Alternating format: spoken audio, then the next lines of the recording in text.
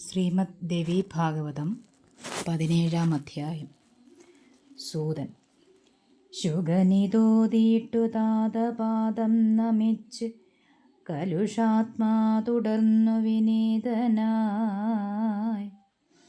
ജനകരാജൻ വിദേഹനായുർവിയെ തനതു രക്ഷയിലാക്കി വാഴുന്നതു ഉടനെ നേരിട്ടു കാണുവാൻ പോണു ഞാൻ.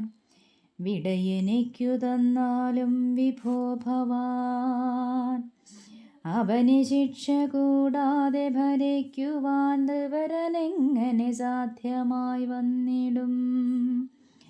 ജനത ശിക്ഷയില്ലെങ്കിലോ നീതിയെ അനുസരിക്കുമോ നീതി തൻ കാരണം.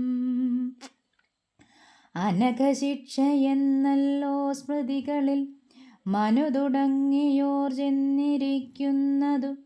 പരമിതെങ്ങനെ അമ്മിഥിലേശ്വരൻ ധരയെ വാഴ്വതെന്നാണൊരു സംശയം. ശരിവരയ്ക്കതു കാണുവാൻ ഇന്നു തത്പുരി വരയ്ക്കൊന്നു പോയി വരട്ടെ ഞാൻ. മിഥില പോകാൻ മുതിർന്നതൻ പുത്രനെ അധ പുണർന്നുകൊണ്ടോതിനാൻ വ്യാസനും. ശിവമനശ്വരം വന്നിടുമെൻ സുതാ തപസു ദീർഘമായുള്ളൊരായുസ്സുമേ. ത്വരിതമം മിഥിലാപുരം പുക്കു നീ തിരികെ ഇങ്ങാശ്രമത്തിൽ വന്നെത്തണം. ഒരു വഴിക്കുമേ പോകരുതാത വിധമൊരു കരാറെൻ്റെ നന്ദനൻ ചെയ്യണം.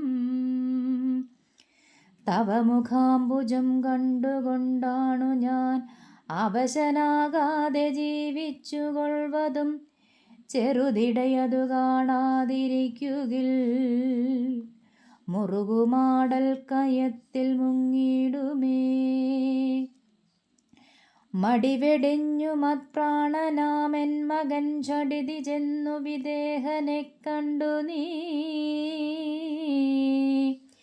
വരിക. സന്ദേഹമൊക്കെയും തീർത്തുകൊണ്ടരികിലിങ്ങു സുഖാന്വിതം വാഴുവാൻ. ശുഗനുമച്ഛനെ വാച്ച ഭക്ത്യാദരത്തികവൊടും വലം വച്ചു തൊഴുതുടൻ പരമനുജ്ഞയും വാങ്ങിത്തിരിച്ചിതേ.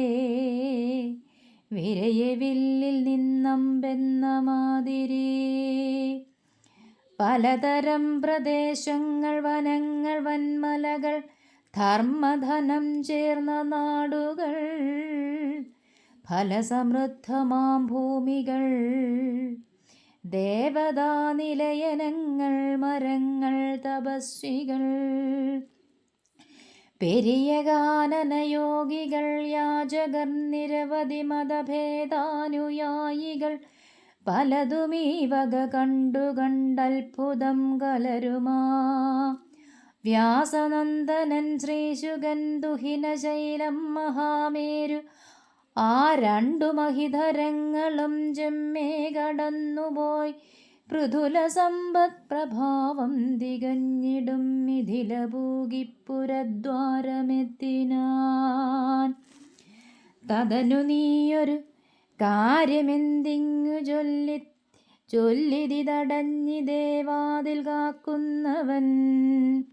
അതിനൊരുത്തരം ചൊല്ലാതെയും വെറും പ്രതിമയെന്ന പോൽ തെല്ലനങ്ങാതെയും അവികലാത്ഭുതം പൂണ്ടു ചിരിച്ചുകൊണ്ടവിടെയങ്ങനെ നിൽക്കയായി ശുഗൻ. അധ തുടർന്നിതു കാവലാൾ മൂകനോ കഥയ നീ ഇവിടെ എന്തിനായി വന്നടോ. വിവരമെന്നോടു ചൊല്ലാതെ കണ്ടിങ്ങു തവ വിചാരം നടക്കുകില്ലൊന്നുമേ. പുരമിതിന്നകം പൂകേണമെങ്കിലോ നരവരൻ തന്നെ നൽകണം കൽപ്പന.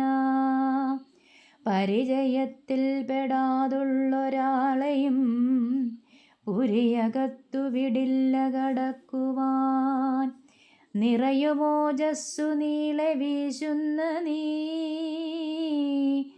മറയറിഞ്ഞ മഹീസുരനായി വരാം. ശരിയിതെങ്കിലും വംശവും കാര്യവും പറക, വേണ്ടതു പിന്നെ നടത്തിടാം.